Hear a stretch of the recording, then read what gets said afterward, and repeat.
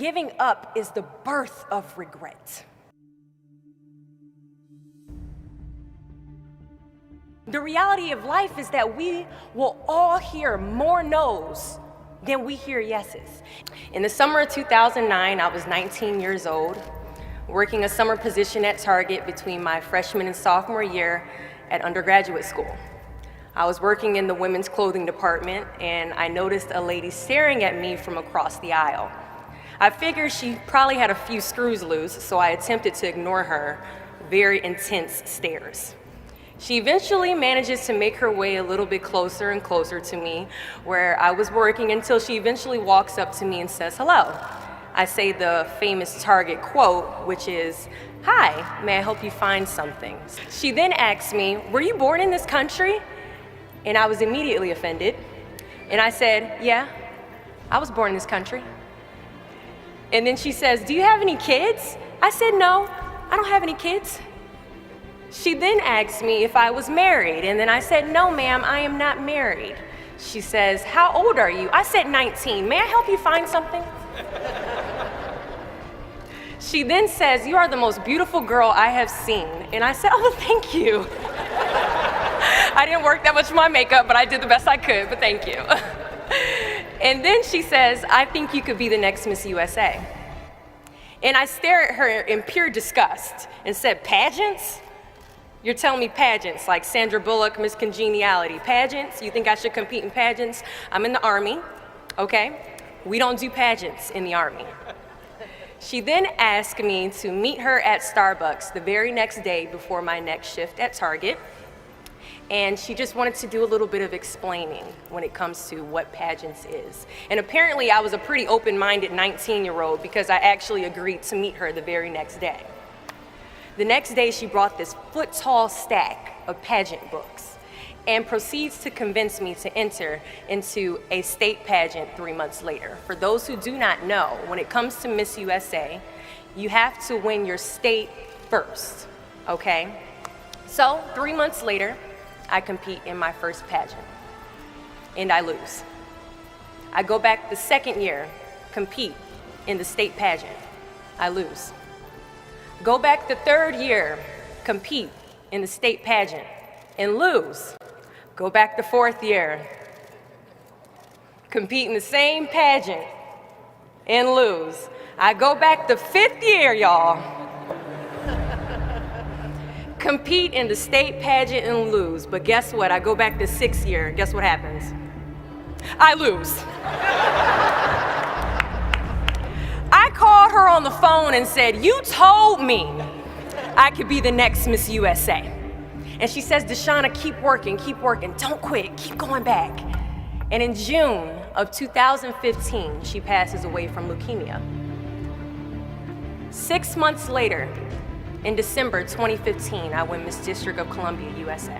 And 6 months after that, in June of 2016, I become the first soldier to win Miss USA.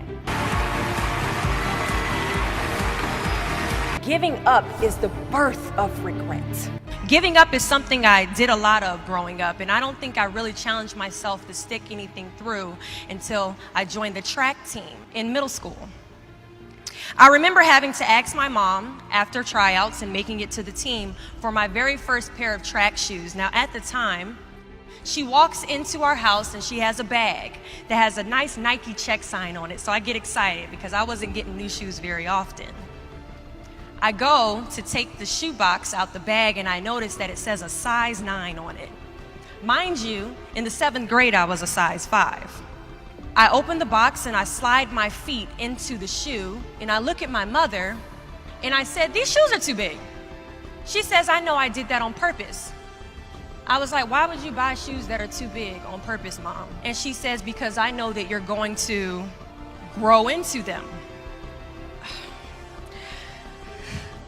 Coach has us line up on the starting line and he wants us to run a lap around the track.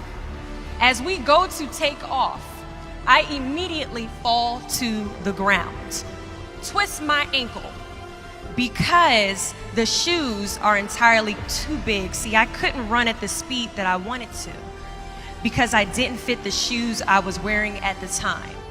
Now, many of us have goals we're trying to achieve, but the person we are right now is not the person that we need to be when we cross the finish line to our dreams. So we must walk and pace ourselves on this journey to our goals, because we haven't grown enough in ourselves to fit the shoes that we need to achieve our aspirations. At times, our purpose drops in our laps as if the heavens threw it by accident.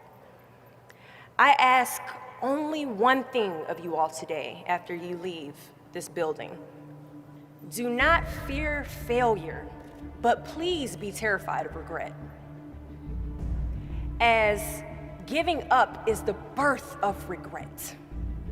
After you walk out this door, you will receive 100 doors shut, slam in your face. You will have 100 moments that will be filled with someone telling you no, or telling you, thank you for your application, but we regret to inform you that we've chosen a different candidate for this job. You will sit in 100 different interviews and you will not get the job.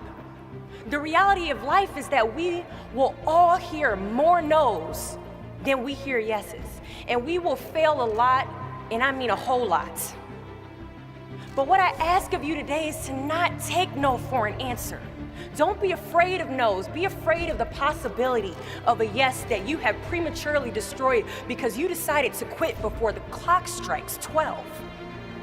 You can ask anyone, friend, family, anybody. I love a good no. Please tell me no. Telling me no is like adding fuel to a fire that is now set ablaze because of your single no. I love additional reasons to work harder. Please give me a reason. So today I challenge you to fight, to work, to not stop here, to believe so heavily in your aspirations that you too will not fear the word no, but instead you will choose to welcome it. Thank you.